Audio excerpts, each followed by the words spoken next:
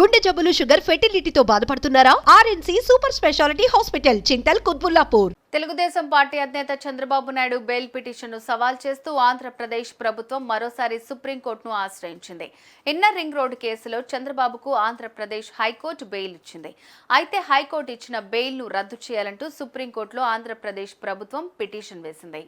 AP high court ఇటీవల inner ring road liquor scam, ఇసుక కుంభకోణాల కేసుల్లో చంద్రబాబుకు ముందస్తు బెయిల్ను మంజూరు చేస్తూ ఉత్తర్వులు జారీ చేసింది.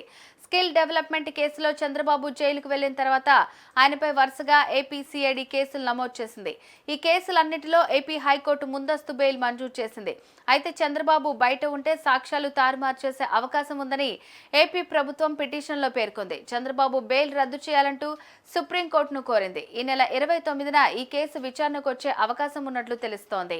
ఏపీ స్కిల్ కుంభకోణం కేసులో అరెస్ట్ అయిన టీడీపీ అధినేత చంద్రబాబు రిమాండ్ ఖైదీగా రాజమండ్రి సెంట్రల్ జైల్లో 52 రోజులు ఉన్నారు.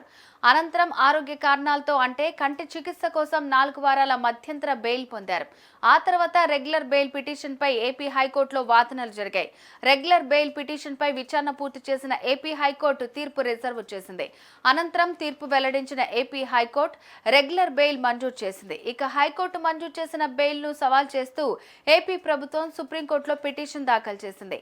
ఈ సందర్భంగా పలు ప్రశ్నలు సంధిస్తోంది. బెయిల్ మంజూరు విషయంలో ఏపీ హైకోర్టు తీర్పుపై అభ్యంతరం వ్యక్తం చేసింది.